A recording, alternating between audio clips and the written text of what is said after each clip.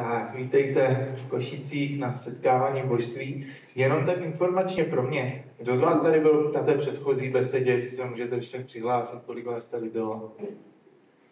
Jo, docela hodně. Tak jo, děkuju. To jenom abych věděl, jak to je. Takže setkávání v božství už vlastně není až tolik o těch otázkách, o řešení vašich problémů, ale je to vlastně o tom, aby jsme už rovnou se tady potkali jako bytosti už vědomé. Žijící, dýchající a tak dále. Prostě tak, jak jsme. A zároveň není potřeba v tom hledat nějaké přehnané, řekněme, ambice, emoce. Je to vždycky o tom, aby to bylo takové prostě obyčejné, bez očekávání, ale zároveň to bývá úplně nejlepší. Díky tady tomu. No, že my si možná myslíme, že když už jsme teda vlastně z toho Boha nebo z toho vesmíru, z té existence, že potřebujeme zažívat něco jako extra, nějaké zážitky, to právě často vůbec ne. Protože by nás to mohlo vlastně snadno svést cesty, kdy se to chytí ego a řekne, předtím to bylo takhle a my to chceme teďka zpátky, teď to chci zpátky, teď to nemáš a proč to nemáš a vlastně v tu chvíli jste v neštěstí celou dobu. Takže ono je kolikrát lepší si říct, ale mně stačí to, co mám, teď ono to je to božství právě, ten klid, jenom to, co je, teď to, co zrovna je, tak to je to maximum, které teďka máte a je to tak v pořádku. Jo, já bych začal takhle, já bych navázal ten vztah vlastně s tím božstvím tím, že tak, jak jsem, ať už to vnímám jakkoliv, tak je to naprosto dostačující. Jo, a díky tomu vlastně pak neuvíznete v nějakých představách, že by to mělo být jinak a že jste někdy cítili něco lepšího. To je sice i pravda, ale pokud to teď není, tak to má svůj záměr a je to naprosto v pořádku, protože teď to být třeba nemá. Dostanete to až za čas, až to bude třeba potřeba. Nebo možná to nebude potřeba už nikdy, protože budete potřebovat být v něčem úplně jiném, co má úplně jinou podobu. Takže tohle to byla jenom třeba ukázka, abyste věděli, že to jde, ale zároveň na tom nelpěli. Což je fajn věc, když si zvyknete vlastně nelpět na něčem, co jste zažili a co bylo fajn, protože díky tomu dostanete vždycky něco ještě mnohem lepšího. Jo, takže kdykoliv by se vám tohleto stalo, tak to neberte jako katastrofu, že je něco špatně, ale jako něco suprovýho, protože se můžete těšit ještě na něco, co to vždycky přebije. Prakticky pokaždé to tak je. Takže tohle k tomu. Jinak samozřejmě jsou k dispozici i dotazy, kdybyste se chtěli na něco ptát, ale prosím, už ne osobní dotazy, ale spíš co se týče vlastně tady toho vnímání. Třeba se můžete podělit se svými vlastními zážitky, prožitky, nebo jak vy vlastně vnímáte sebe jako to božství, nebo jestli to vnímáte i venku třeba, jak to vlastně je. Kdokoliv, kdo budete chtít. A pokud ne, tak zase necháme to plynout. Uvidíme, co vystane. Zase je potřeba na ničem nelpět, nevymýšlet nějakou otázku za každou cenu. Prostě ustoupit a nechat to. Když nebude, nic se neděje. Jde o to necítit se nepříjemně. Někdo to třeba má tak, že když se nemluví, že se cítí nepříjemně, že mysl řekne, no ale tady je potřeba něco vytvořit, musíme něco dělat. Jo, vzpomínáte si na sebe, musím něco dělat, nemůžu si jen tak odpočívat přeci, že jo. Jenže právě v tom odpočinku vy existujete mnohem víc, než když jste v té činnosti, když jste si vymysleli, že musíte něco dělat, nebo spíš to na vás ušilo vaše ego, že něco se musí, nebo že by se mělo. Stejně budete činní. Jo, nebojte se, že v božství nejste činní, že sedíte jenom pod stromem někde a tam zůstanete a zapustíte kořeny. To se nestane.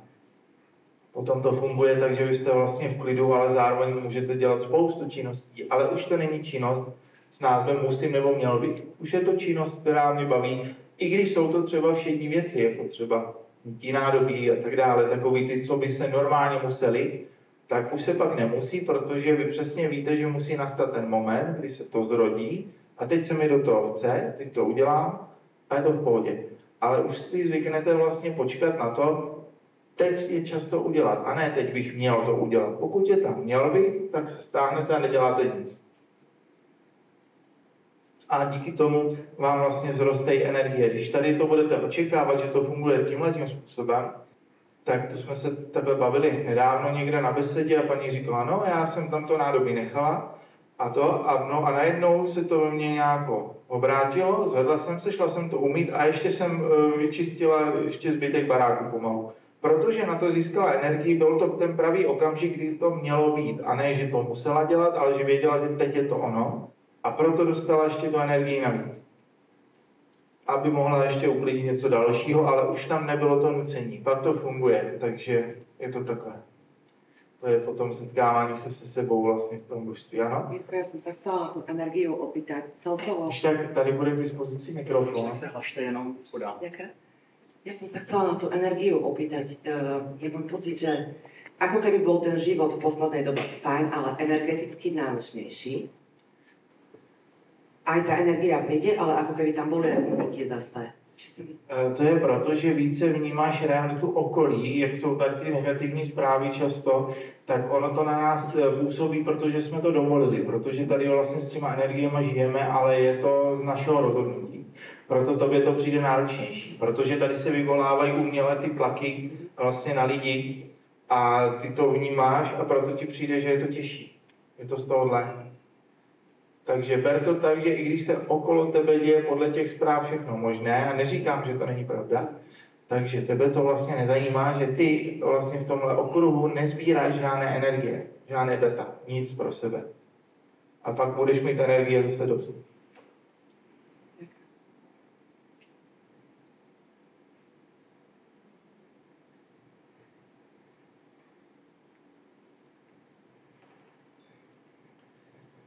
Ono je to takhle, my můžeme třeba si číst ty zprávy, když chceme, ale tam je dobrý číst to s takovou neutralitou, že mě to vlastně ani moc jako nezajímá, že tak prostě to je a vlastně co? Nic. No ale potom zjistíme, že to nepotřebujeme. V tom případě pak už vlastně pocitově vám dojde, že jako na co. A nebo to pak je tak, že pokud něco potřebujete vědět z toho okolního světa, co se děje, tak ono se to k vám dostane samo, aniž byste se mi museli namáhat, prostě vám to třeba někdo řekne a vám se to zrovna hodí a to je všechno. Jo, že to funguje naopak, že vy nevyhledáváte ty informace, ale ty informace, pokud je potřebujete, vyhledají vás. A jenom ty, které jsou nutné, abyste třeba věděli k něčemu.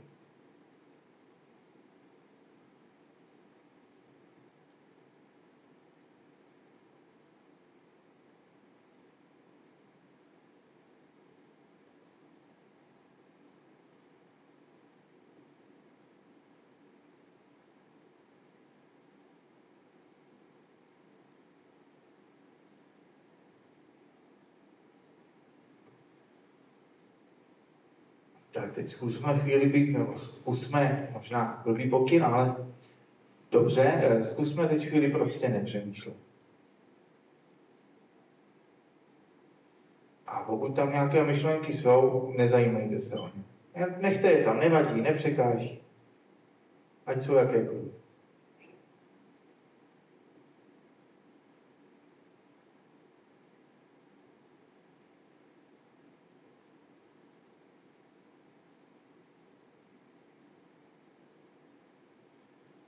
Na to, že to zkusme nepřemýšlet, je dost zavádějící, protože podle mě mnohem lepší by bylo ani to neskoušet. Protože jakmile mysli dáš pokyn, nepřemýšlet, co udělá, přesný opak. Ale je to častý dotaz, jako jak se má zbavit té mysli, jak ji má zastavit. Říkám, nezastav, nedělej to. Nech jí. Ať si dělá, co chce. A když ty pochopíš, že ty nejseš tou myslí, že je ta mysl, pak seš ty, tak najednou máš klid, protože je užvaněná mysl, která se strachuje. I ty emoce samozřejmě, ty tam patří některé taky. Ale ty seš pod tím v pohodě. I když to zrovna na tebe, řekněme, se zdá, že působí, nebo se to snaží působit. Ale neděláš to, že by se si snažil zbavovat. Protože ty víš, že tím nejseš. Jak se můžeš zbavit něčeho, čím nejseš? To přeci nemůžu, to si dělá, co chce, protože to nejsem já. No a když to necháš, ať si to dělá, co chce, tak ono postupem času to zjistí, že ty si s tím vlastně už nepovídáš, že tomu nedáváš pozornost, že to nechceš řešit. Takže ty jako bytí získáš víc energie, víš, co máš dělat mnohem jasněji než dřív, protože už ten chaos vlastně neposloucháš, už se nesnaží zjistit, co je pravda a co není. A proto právě k tobě chodí to, co je správně. No a tak tady tak existuješ. To je to bytí, ale jsi tak v klidu.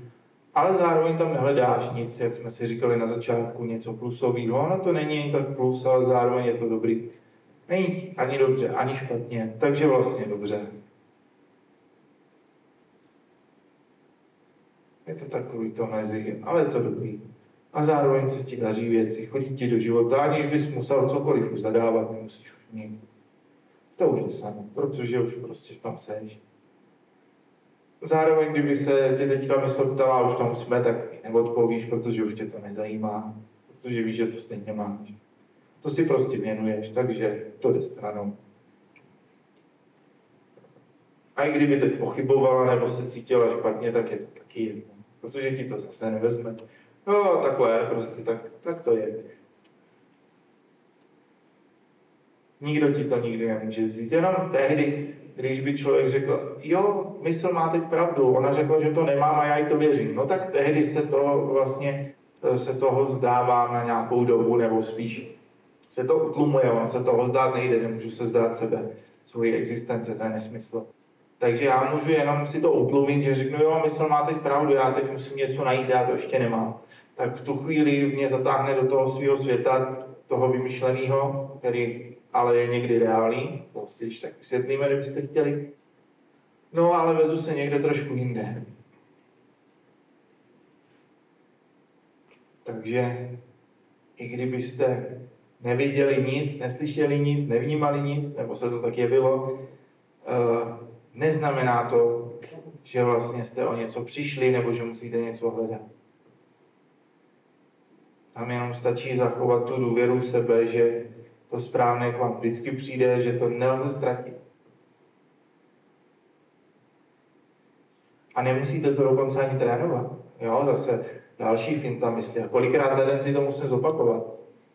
Třeba ani jednou. Prostě jenom tak si s tím hezkým vzpomenout, ale já to pořád. I když se mě zrovna nedaří, když je to zrovna někde, nevadí, stejně to mám.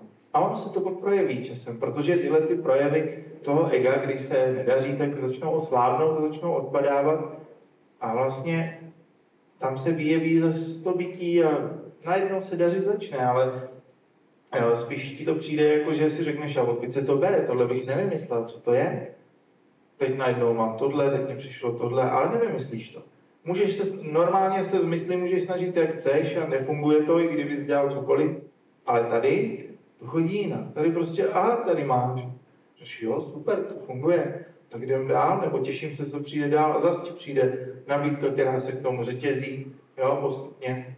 A takhle jdeš. A když zrovna nic nechodí, tak seš v klidu, neděsíš se, protože je to v pořádku. Když nic nechodí, tak to znamená, že máš zase spočinout v sobě. A uvidíš si, že máš klid, že nic nechodí, protože nemá chodit, zatím je to v přípravě. Takže ani tohle tě už pak nevyděsí. Tak teď si tady dneska povídám tak trochu pro sebe. To se mi zatím ještě nestalo, že bych to takhle měl. Ale je to dobrý, baví mě to. Každopádně, kdybyste měli k tomu nějak ten dotázek, tak klidně.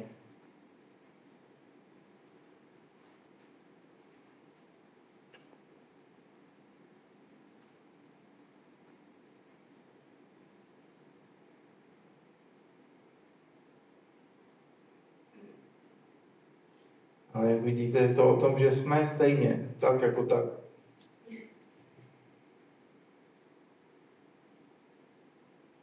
Když si vezmete zpětně všechno to hledání, kolik to stálo úsilí a různých uliček, tam jsme to zkusili, nebo aspoň já teda kolikrát.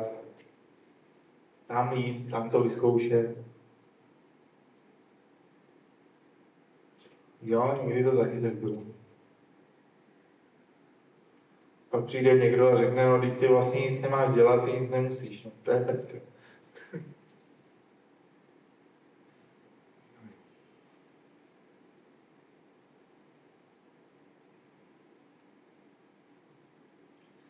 Ale přesto, máte třeba někdo teďka nějakou vzpomínku na tu mysl, co by vám tam třeba říkala, nějaký třeba argument na to, co tady říkám, že něco jiného.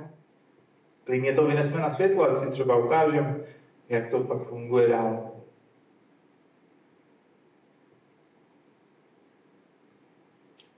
To taky není špatně, pokud někdy to ego vlastně zaprotestuje, tak je dobrý to vynést ven a ukázat, že se ho vlastně nebojím, že teda dobrý, ty si tohle myslíš, tak já tě tady hezky takhle zveřejním a ty se tím rozpustíš, protože nic jiného nezbyde. A takhle to pak je. Takže když se třeba doma dohadujete s partnerem nebo s partnerkou a něco vnímáte, že máte v sobě, tak je dobrý to třeba říct a pak si zhodnotit, a bylo tohle z ega, jako cítím to tak skutečně pod tím, nebo to bylo jenom ego, ale schválně to říct, ale už se neodsuzovat. Ani jeden, aby toho druhého neodsoudil, abyste na to postupně přicházeli, co vám to ego vlastně způsobuje. Jo, kam vás tahá, že to vlastně jste nebyli vy, jste tomu jenom věřili, ale umět ho vlastně rozpoznat, co to je zač. Že často hovoří třeba ze strachu, jo, že to nehovoří z lásky, ale je to pravý opak. Môže mi áno, ego chce rozprávať. Dobře? Chcela som sa opýtať.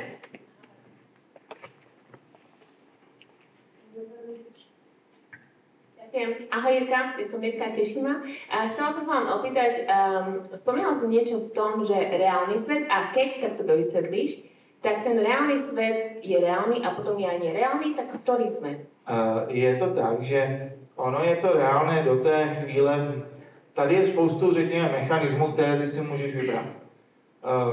Tady to zaznělo vlastně v první besedě, ty tady myslím, ale nebyla, že? Nebyla. Tak tady jsme došli k tomu, že vlastně je tu spousta možností, že máš spoustu možností, čemu tady věřit a na co takzvaně je, na co fungovat. A vysvětlovali jsme si tady, že je to o tom, že čemu uvěříš, tak to ti nějakou dobu bude fungovat. Přesně do puntíku. Ale pak už ne, protože to není to tvoje, takže ono to začne slábnout a přestane ti to vlastně dávat tu energii, a nebo naopak to po tobě bude chtít obrovské množství úsilí a nebude to zvládnutelné. Takže proto říkám, že ono to jakoby reálné je, ale vlastně je to náš výplod, který my tady živíme, takže vlastně i není. Takhle jsem to myslel. Takže i to, že nám někdo tady dává důkazy, že je to takhle, tak ano, děje se to, ale neznamená to, že to tak skutečně je, že to tak má fungovat. Ďakujem. Proto je dobrý vnímat pouze to, jak to máme my, každý z nás, a zvlášť. A jít si za tím, jak to máme, jedno, že já to mám takhle a další to má absolutně obráceně všechno. To neznamená, že by jeden byl ve lži a druhý v pravdě. Můžou být oba dva v pravdě, protože každý má to své a je to tak v pořádku. Proto se nedá najít taková ta univerzální pravda, jak se říká, tohle je ta pravda. Nic takového není. To je přesně tak, jak to kdo máme. A jediná pravda podle mě je to, že vlastně existuje nějaký, řekněme teda to božství, nebo ta materie, z které my jsme, a to je všechno. A co si s tím uděláme, to už je pak na nás, co si vytvoříme. Proto neexistuje žádná pravda, nějaká jedna. Ale ta, kterou my cítíme, tak pro nás tou pravdou samozřejmě je a můžeme to sdílet i s ostatními, kteří to taky tak třeba vnímají. Takže proto třeba pak 50 lidí vnímá tu jednu nějakou pravdu, ale většinou podle mě je to o tom, že my se vnímáme jako bytí, že existujeme, ale není to pravda jako nějaký výrok, to je prostě vnímání. To není pravda, je ten řekl to a to je pravda, že prostě jsme a vnímáme se. A to nejde zpochybnit, to prostě vnímáš a je to tak. Ale nehledal bych to skrze nějaké výroky, co je pravda a co není. To často není ta úplně správná cesta.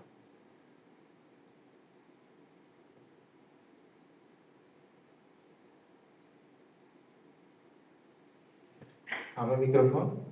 Jo, tady už.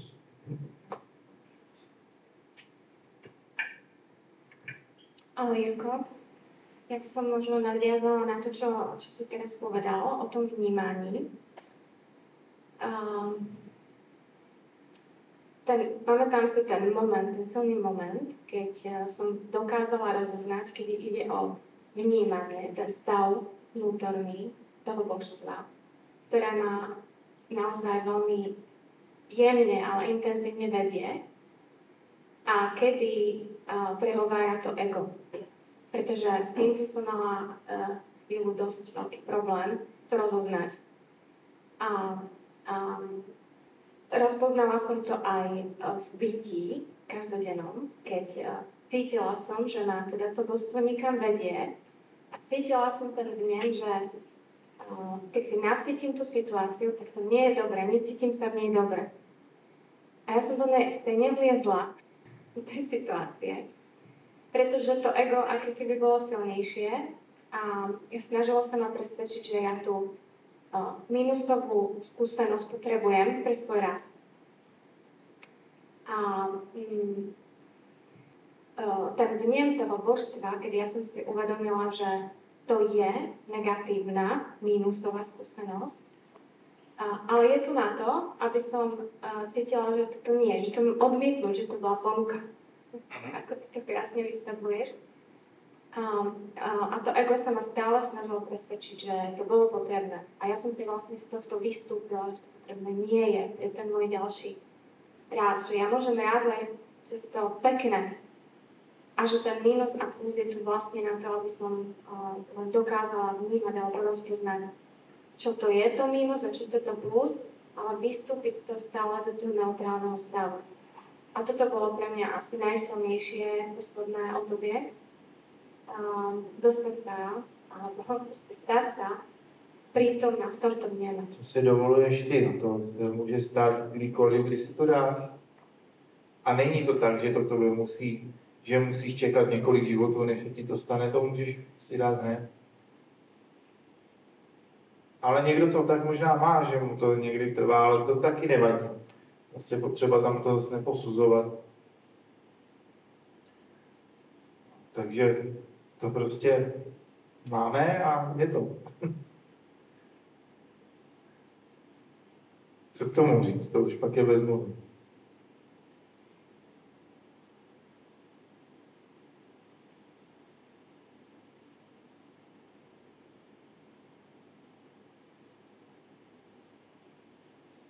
A zároveň vy ostatní, když tady formulujeme nějaké otázky a odpovědi, kdo jste si přišli do setkávání božství pro nějaké, řekněme, energie, nebo pro to tady pobít, tak je to stále k dispozici.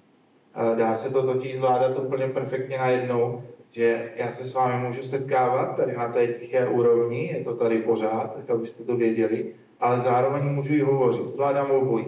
Vy to taky umíte. Tak abyste se nenechali zmást, že tady se přetřásají nějaké otázky, když byste se přišli setkávat, klidně si to jakoby filtrujte, nemusíte to poslouchat a seďte si tady stejně, je to k dispozici.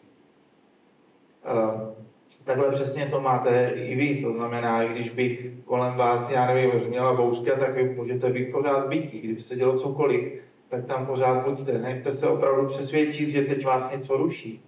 Vás nic rušit nemusí, nemůže. Když vy zůstanete vlastně si v tom klidu, tak se kolem vás se děje cokoliv, je to jedno. To si zvyknete, ale je to fajn to vědět. Proto vám to říkám takhle. Lze obojí. Jo, tady byl ještě nějak pak, asi je to vše, že předpokládám. Tady byl ještě pak taky dotaz, nebo ne? Ne?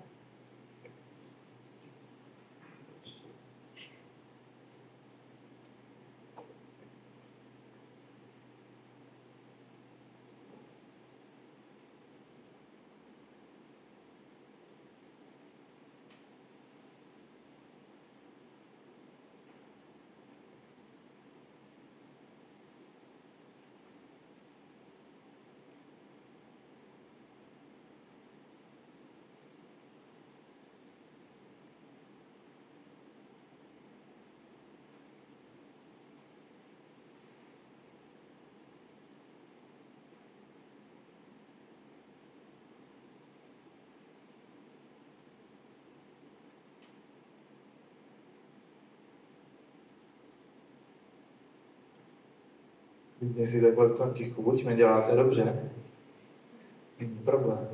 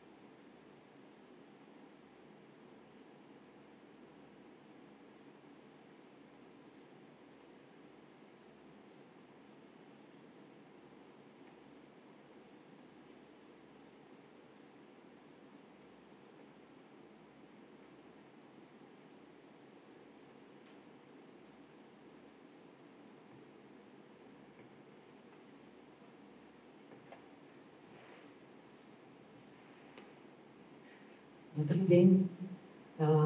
Ja by som chcela povedať, že som sa veľmi tešila na toto stretnutie.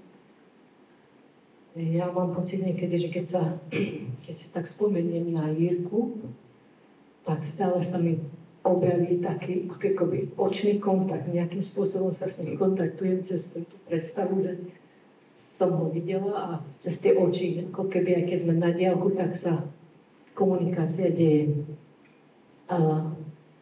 A možno s čím by som sa chcela podeliť, to je to vnímanie.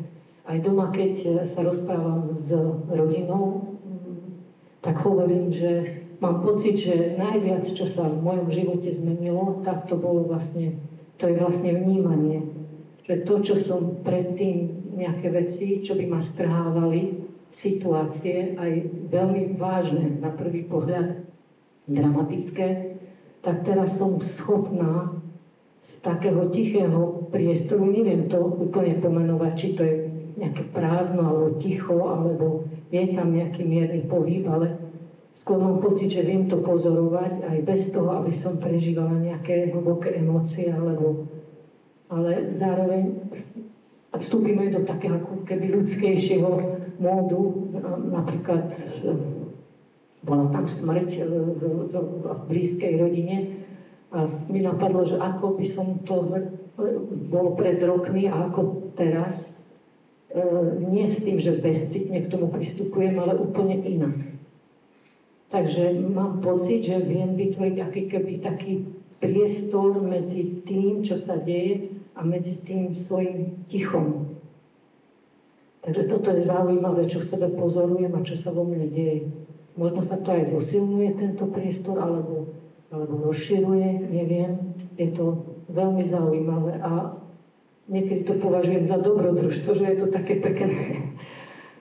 A nehovorím, že sa mi to darí na neviem koľko percent, ale mám pocit, že to sa ako naberá na intenzite, alebo neviem, či sa... To sa vlastne už neposuzuje, kolik je tam procent, nebo ne, to už... Áno. To je taky vlastně nesmysl. Je to krásné. Není potřeba to posuzovat. Ale je to super. Páči, ďakujem. Díky moc za sdílení.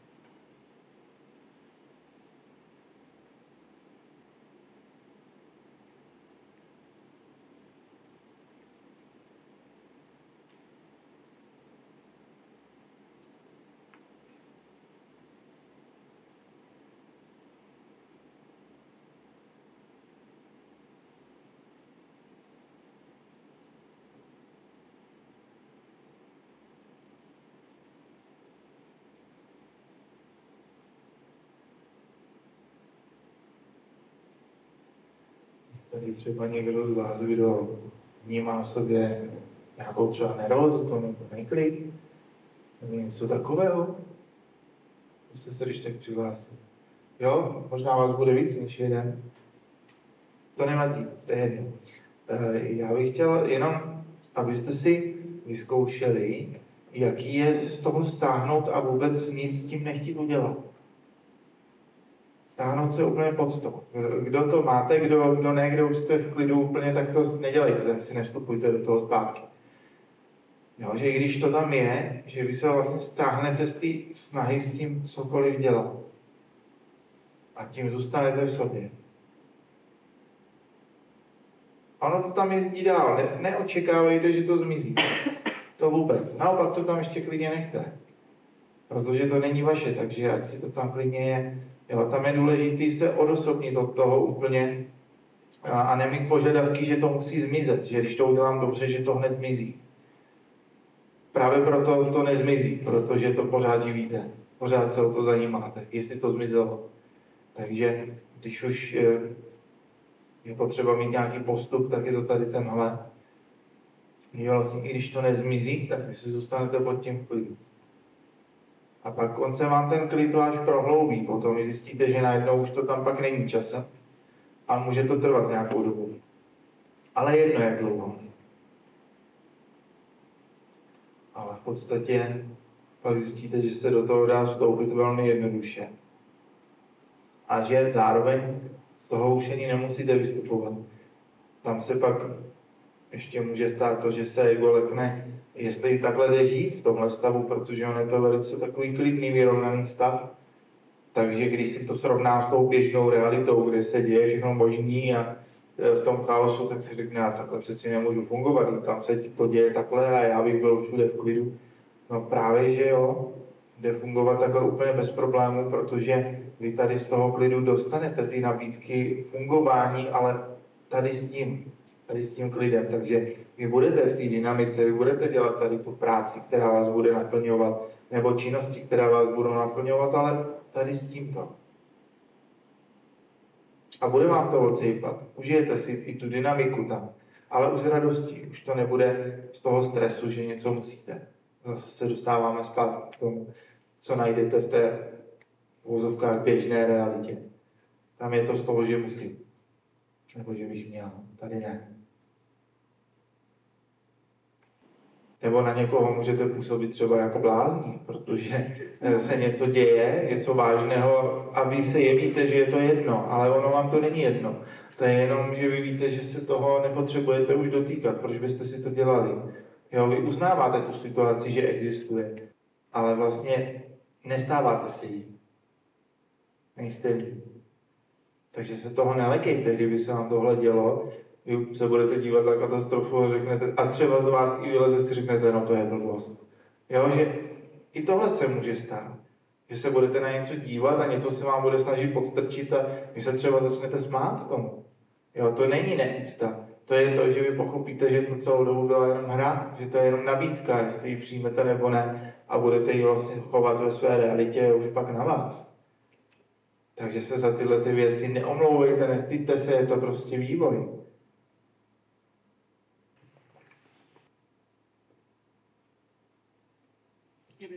Počkáme, když tak na mikrofon. No ja sa nehábim, takže ja by som chcela zazdieľať niečo, ale toto jedno jediné je opak toho, čo sa mi bežne deje, že dobre. Išiel mi život, išiel, tak som cítila po úrovniach práca, financie a tak ďalej. A potom raz také video si mala tam že partnera, ale partnera duše si zažiadať, v zmysle ustanoviť, s tým ale, že neberiem nič menej. No a ono ma to úplne rozkopalo, ako keby, že normálne ma to, ja neviem, či to je ego, ale ako keby ja zhruba viem, kde som a tak ďalej, ale zrazu mi prišlo také, že samý taký zadaný chlap okolo, že teda, ale už mi išlo do toho, že ja mám problém, teda mi išli hovoriť, že ja mám teda problém a buď to moje ego, alebo to nejaké vnútro, že som si myslela, že som relatívne poriešená, ma tak dalo dole, že až som ostala ako keby ticho, dobre, nebudem si nič prosiť, nebudem si nič želať, len mi to ako keby dá pokoj. Že som sa dostala až do levelu, že dobre, v pohode, zostanem do konca života sama, je to fajn, už je to celé, ten život je dobrý, no tak toto jedno nebudem. Ako keby ma to zmlátilo, neviem to vysvetliť. Jo, já tomu rozumím. No to musíš ustát, to je útok ega vlastně. Já bych stejně počítal s tím, že pokud si přeju mít toho partnera, toho pravého, že ho stejně dostanu, ale že si to vlastně ani nemusím přát, tak to trošku obejdi. Tak to udělej tak, že si to přát nemusíš, ale že to stejně tak bude. Jako kdyby ti to bylo dáno. To ma nenapadlo. Ježiško, že ja nemusím, ale že nič. Iba výsledok viem, aký bude. Ano, ty to v sobě stejně už máš. Protože kdyby ty z toho mít neměla, tak ti ani nenapadne, že chceš partnera, tak je ti to úplně jedno. To je toto, čo si na začiatku povedal, že bez absolútneho úsilia, že nemusíme robiť nič, ano. Ale tu je... Ale už nemusíš tam chodit ani tím přáním. Protože ty víš, že to tak má být vlastně. Takže si na to jenom počkáš, už tam není to úsilí, to přání.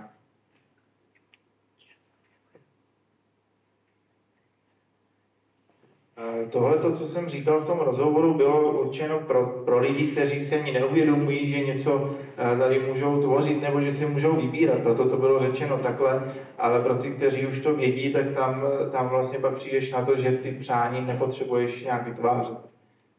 že si nepotřebuješ nic nastavovat, že víš dávno, jak to má být a že se necháš prostě tím jenom vést.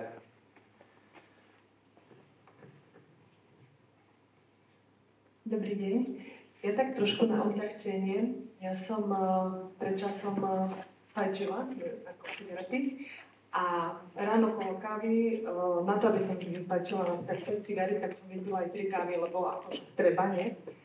A tak som si zapalila jeden deň a teraz ráno tú cigaretu, raz som si potiahla a teraz, že treba mi to, že nebudem fajčiť, nie? A naraz taký hlas, však zahas. Zahasila som, koniec. Cigarety všade, po celom byte, v aute, všade, hej. A proste odtedy nefajčím, ale mi šlo to, že žiadne úsilie nejaké, ja neviem, žuvačky alebo niečo. A bolo to fantastické, že však zahas. Zhasila koniec, ako, bolo to fakt zaujímavé a hovorím, že možno to, že najviac ako keď chceme, tak vtedy je to také, že si dávame aj tie prekažky. A keď to ide tak, to, musím povedať, že to je, ja keď to niekomu rozprávam a povie, že a to tak, ja viem, že áno. A proste, a keď sa ma niekto spýta, že napríklad koľko som vyfajčil, ja už aj neviem. Mně se to jak kdyby vymazalo. Už to není důležitý. To zase někdo chce posuzovat, jestli bylo hodně nebo málo. Zase mazaná mysl, co kdyby ti řekla, hele, toho bylo hodně, jako, a zase tě do toho tahá zpátky, že jo. Když to někomu řekneš, tak už tě posuzuje a už tě tam se nesmíš nechat, no. No ale když se mě někdo třeba ptá z jiné pozice, jako že by s tím chtěl přestat, že mu to takhle nejde, tak já mu vždycky řeknu, tak si to dej. A ještě si to užij. Až tam přijde ta mysl a řekne, no podívej se, jakoby to ego dělá nás to, že řekne, máš chuť na cigaretu, že tam dá tu emoci a jako ty si to jdeš dát a pak ti vynadá. A pak řekne, a podívej se, co jsi udělal, teď jsi to neměl dělat a je to špatně, a ještě tě hodí do něčeho horšího. Takže tam je třeba postup takový, že bych si to dal schválně, užil bych si to, fakt bych si to dovolil s tím, že to ego mě nezajímá, co se o tom myslí, a že prostě to tak budu mít. Dokud si to užívám, tak je to dobrý. A jednoho dne se z toho pak probereš a řekneš si tak, a teď to třeba už nevnímám, už to nepotřebuju. No tak tam pak nastane to, že to zasneš a už to není. Ale jde to přirozeně. Není tam zase to chtěl bych s tím přestat, musím s tím přestat. To bych si to radši užil a dal bych si to teda, než bych něco musel. S tím, že jakmile tam povolíš ten odpor, že si to můžu dovolit, tak tam se to povolí a vlastně jste zase v klidu, že to teda můžete a pak tam jde mnohem lépe zhodnotit, jestli to teda máte zapotřebí. No tam jste už ve svobodě, tam už to není musím, tam už to je, aha, takže já si to můžu dělat, ale vlastně v klidu to můžu i nechat, protože teď už to není, že na tom tam mám ty emoce, které mě tam tlačí. Teď už to mám dovolené, takže teď už je to jinak.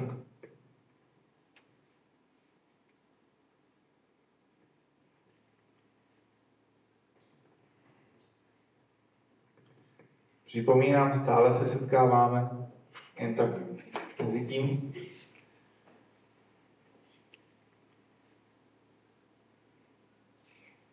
Jirko, ja by som sa chcela opýtať.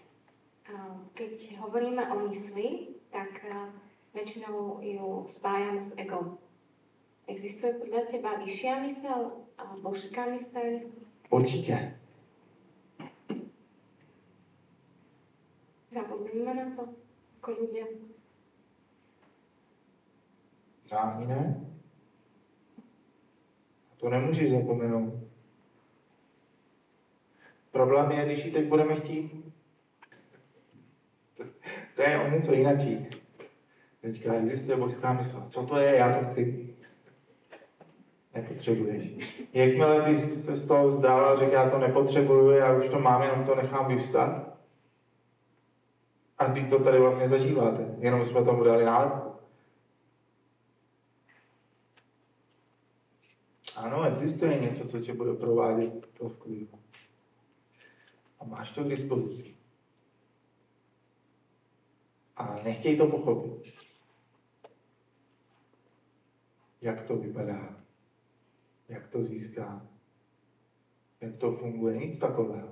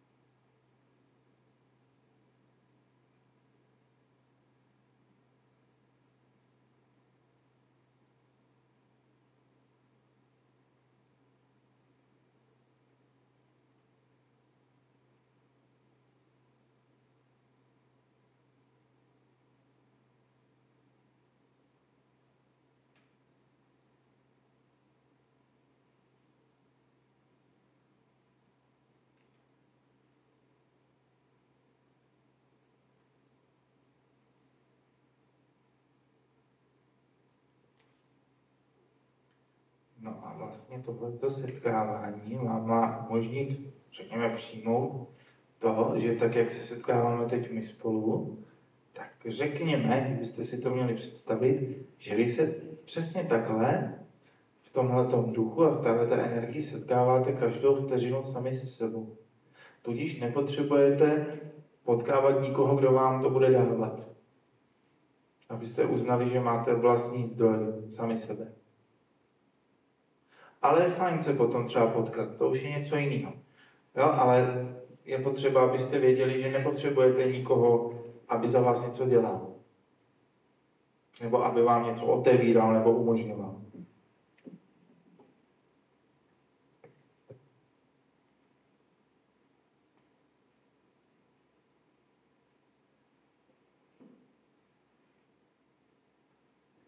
Zároveň to ale neodsuzuje to na vás. Jestli to tak cítíte, třeba s někým to může být milé shledání. Proč ne?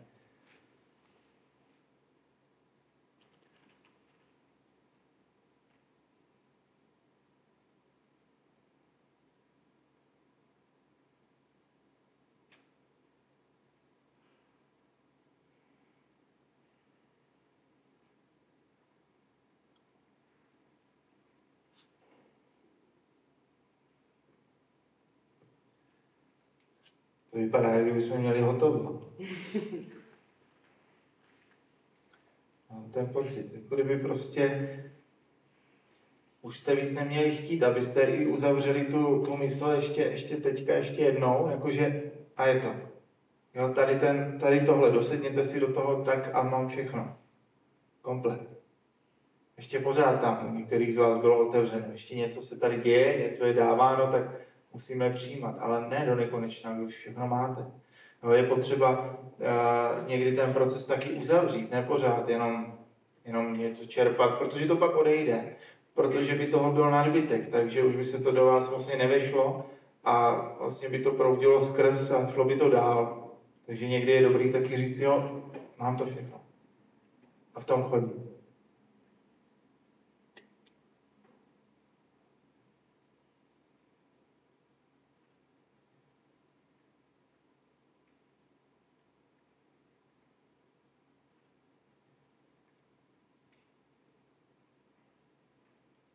Ještě jedna věc, žádné zkoušky.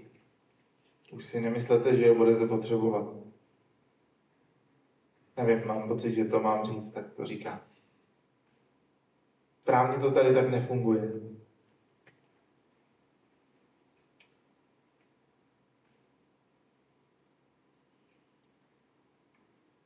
Funguje to vlastně tak, že máte jenom žít v tom, jak věci vy vnímáte, jak si je ani už nepřejete, protože když je vnímáte, tak oni se kolem vás shromažďují automaticky pak ty situace, jak jste nastavení.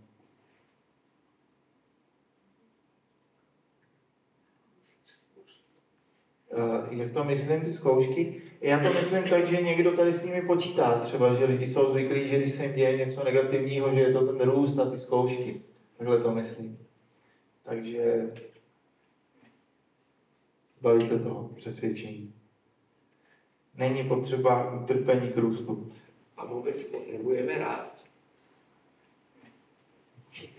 Zkus mi odpovědět. No asi ne. Můžeš si přeci vybírat, kde budeš. To je myšlení lidské mysli, že potřebuje růst. Ale nemusíš. Ale zároveň, kdyby tě třeba, řekněme například, bavilo studovat třeba hru na nějaký nástroj, tak by tě třeba bavilo růst. Jo, učit se, teď tohle, ale je to, ne, že to potřebuješ, ale že tě to naplňuje. Takže můžeš růst, takhle to řeknu. Máš to v možnostech. Ale duchovně jsem myslel, jakože se rozvíjat, duchovně rást. No já vím, že jsi to tak myslel, ale odpověděl jsi. Pokud chceš, je odpověď je stejná. Máš to v možnostech, je to tady. Chceš-li, můžeš, ale nemusíš. A nebo taky můžeš v každém okamžiku vědět přesně, co máš udělat a nemusíš nikam růst.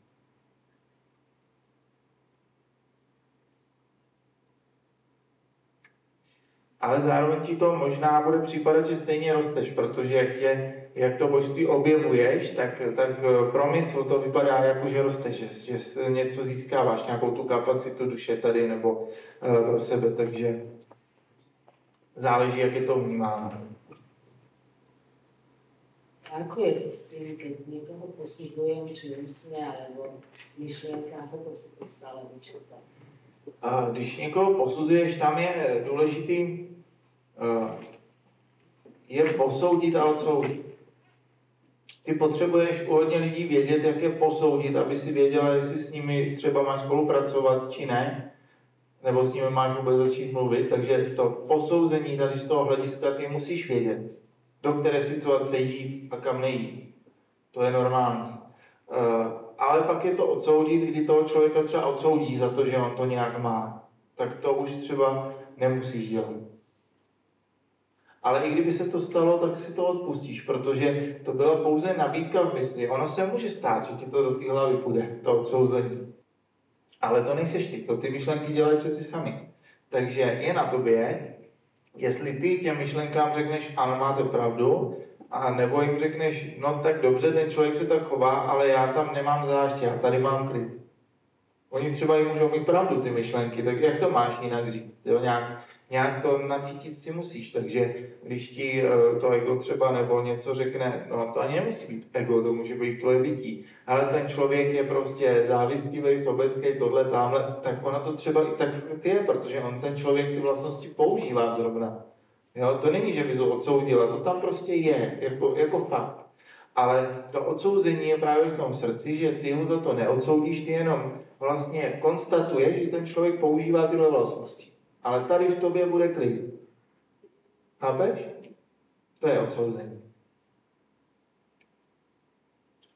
No a chceš se ještě nějak k tomu doptat na něco? Nebo odpověděl jsem ti úplně, nebo ne? Ja to tak aj robím, ale aj napriek tomu si to potom vyčítam. A kdo si to vyčítá? To máš zase nabídku z ega. Ego ti nabízí výčitku. Nemusíš ji přijmout. To nejsi ty. Takže příště, až přijde ego s výčitkou, tak ho prostě nebudeš poslouchat. Nepůjdeš do té energie. Ty se můžeš takhle osvobodit. My máme tu možnost, a vždycky jsme ji měli jako lidstvo, sami se osvobodit z toho, do čeho jsme se svázali. Ty se svázala do toho, že jsi odsoudila sama sebe, že odsuzuješ. Tak se zase rozvaž.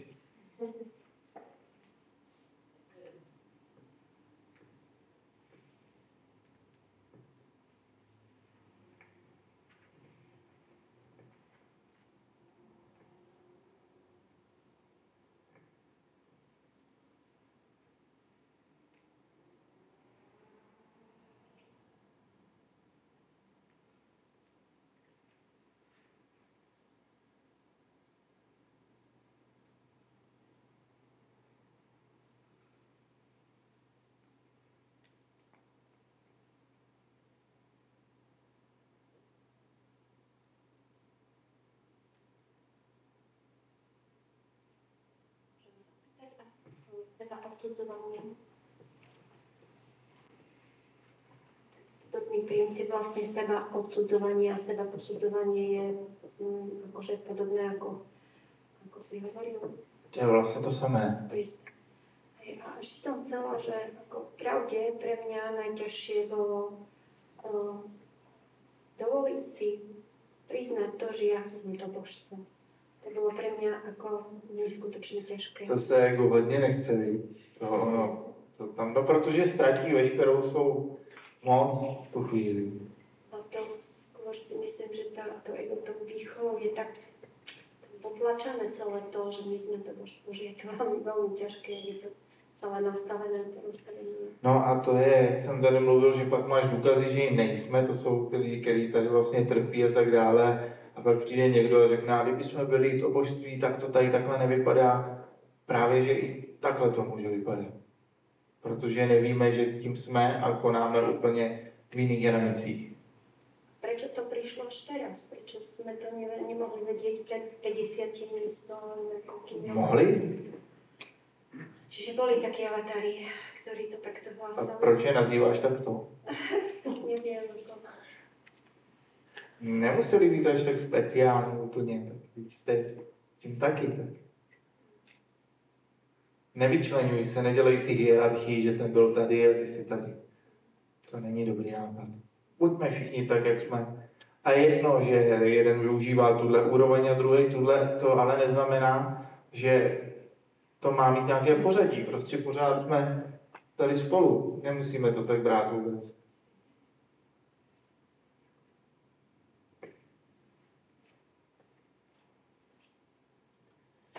Já myslím, že tobě se to jeví, že jsme to dřív nemohli proto, že lidi už začali jet v těch negativních zprávách. A tím, jak se začali živit s těmi negativními zážitky a prostředky, tak se to jevilo, že je to tady úplně v háji, ale tam byla živená, krmená ta pozornost hlavně tady tím.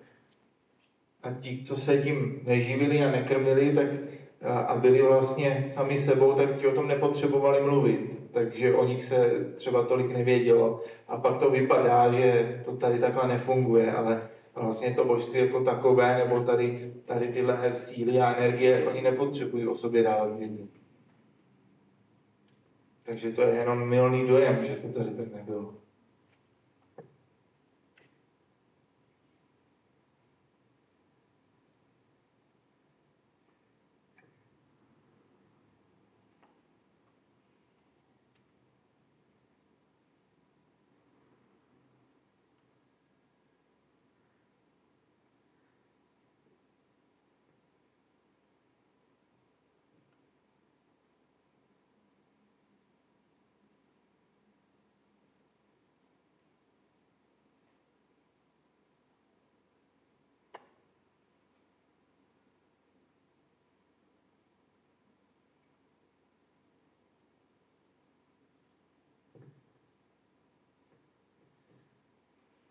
Ještě máme 3 minutky, ale já si nemůžu pomoct, já mám opravdu pocit, že máme hotovo. Máme. Že jo? Já bych to neprodlužoval, jestli vám to nevadí, tak já bych to takhle nechal, ať vlastně si to ničím už nepřeplácáváme další. Takže se po klidu rozejdeme. Taká. Poděkujeme si navzájem. Teď děkuju. Byla to vaše volba, vy jste se nechtěli přijít, takže poděkujte sobě, jestli vám to něco dalo.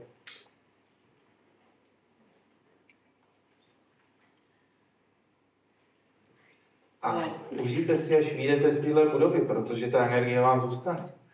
Takhle budete koukat na svět. Takže, aby vás na schodech nepřekvapilo ego a neřeklo, tak teď jdeš do starého světa, tam, kde byl předtím, do těch svých myšlenek a bude fungovat zase tak. Jo, berte to tak, že už to nejde. Takže si to fakt užijte, až vyjdete, nebo už teď, to je jedno, ale chápete, co se tam pak děje, tam je ten mechanismus, že jako, tak si poslech besedu, bylo to super, a teď můžeš zase postarat. Jdeme zase řešit. Takhle už ne, už nebudete potřebovat. Tak to vše.